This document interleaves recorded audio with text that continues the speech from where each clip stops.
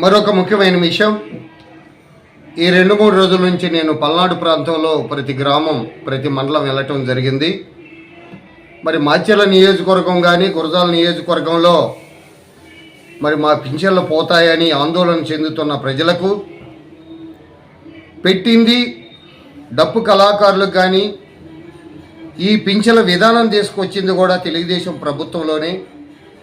మరి ఇక్కడ ఎమ్మెల్యేలుగా గెలిచి ఉన్నారు. గవర్నర్లు మాచెర్ల నియోజకవర్గ ఎమ్మెల్యే గారు బ్రహ్మారెడ్డి గారు, సీనియర్ నాయకుడు ఎరపతినేని శ్రీనివాసరావు గారు, యువ నాయకులు మన శ్రీకృష్ణదేవరాయలు ఎంపీ గారు, సీనియర్ మోస్ట్ జంగా కృష్ణమూర్తి గారు కూడా మన అందరికీ అభిమాని.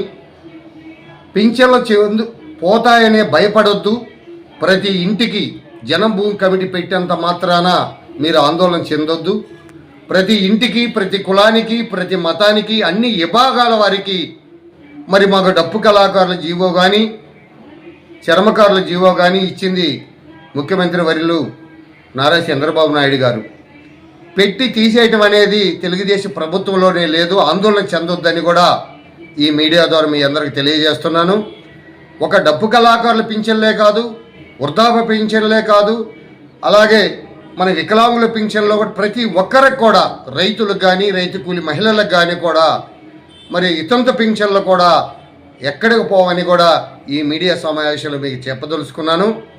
మన నాయకులు గెలిచి ఉన్నారు, అభివృద్ధి బాటలో ముందంజలో ఉంటున్నారు. ప్రతి విషయంలో కూడా మీరందరూ కూడా ఆందోళన చెందొద్దు. ప్రతి సంక్షేమ పథకం మీ ఇంటికి వస్తాయని కూడా మేము ఈ మీడియా ద్వారా మీ అందరికి తెలియజేస్తున్నాము.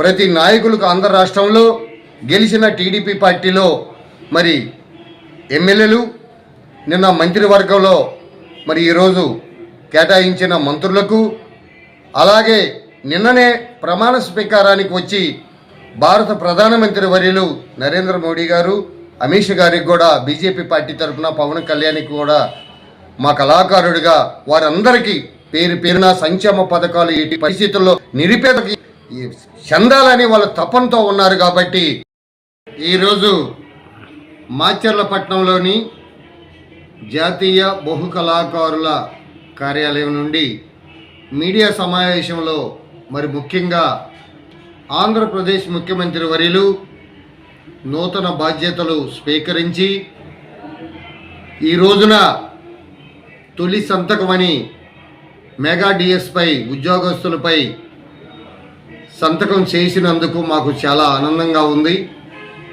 అలాగే పింఛన్లపై మరి 5 సంతకాలు మాట తప్పకుండా ఒక సీనియర్ నాయకుడిగా భారతదేశ చరిత్రలోనే మరి టీడీపీ పార్టీ అధికారంలోకి వచ్చింది.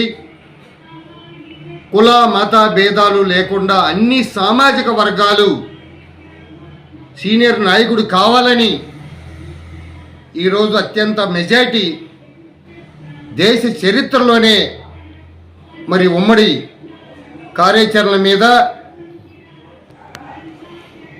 BJP party, Janasena party, TDP party ఘన విజయాలు సాధించినందుకు ఈ మీడియా సమావేశంలో మరి 3 నాయకులకు, రాష్ట్ర ప్రధానమంత్రి వర్యులకు, జనసేన అధినేతకు, మా కళాకారుడిగా మరి నారా చంద్రబాబు నాయుడు గారికి ఈరోజు 5 సంతకాలు చేసి పాలనలో కొనసాగించిన సచివాలయంలో కనీ విరిగని రీతిలో ఈరోజు అమరావతిని దిగ్జయంగా నిర్మాణం చేసి కలకలలాడుతున్న సచివాలయంలో ఈరోజు చంద్రబాబు నాయుడు గారిని చూస్తుంటే చాలా ఆనందంగా ఉంది.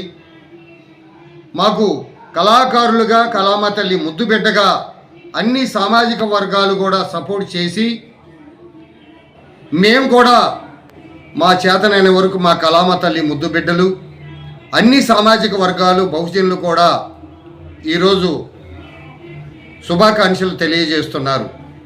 కానీ మరో ముఖ్యమైన విషయం, పాలనలో అలుపెరగని పోరాట యోధుడు, సంక్షేమ పథకాలు కూడా ప్రతి కుటుంబానికి, ప్రతి పేదవారికి అందించాలని పెన్షన్లు కూడా మరి చాలామంది భయపడుతున్నారు. జనంభూ కమిటీకి అందించి మాకు న్యాయం చేస్తాడా లేదని ఆందోళన చెందుతున్నారు. కాబట్టి మరి ఇక్కడ బ్రహ్మారెడ్డి గారు, ఎరపతినేని శ్రీనివాసరావు గారు, మా ఎంపీ గారు శ్రీకృష్ణ దేవరాయలు గారు, ఈ మీడియా ద్వారా మీ వారికి కూడా శుభాకాంక్షలు. జంగా కృష్ణమూర్తి గారికి కూడా పల్నాడు ప్రాంతంలో ఉన్న నాయకులందరికీ పేరు పేరున శుభాకాంక్షలు కూడా తెలియజేశాం.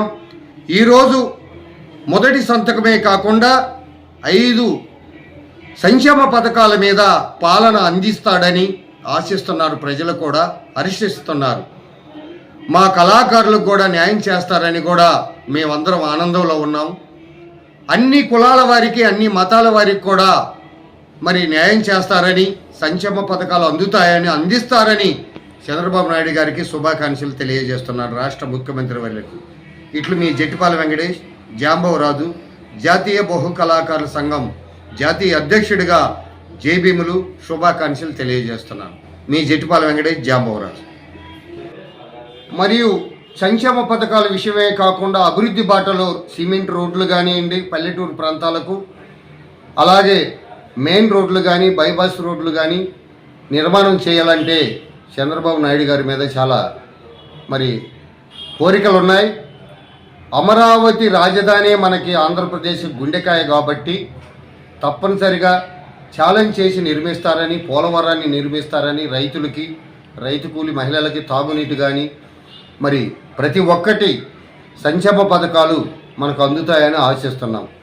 దయచేసి ఏరియా విధంగా అనుకోవద్దు. మనకు రాజధాని అమరావతినే కాబట్టి ఆంధ్రప్రదేశ్ రాష్ట్ర ప్రజలే కాకుండా తెలంగాణ రాష్ట్ర ప్రజలు కూడా హర్షిస్తున్నారని కూడా ఈ మీడియా ద్వారా మీ అందరికీ తెలియజేస్తున్నాం.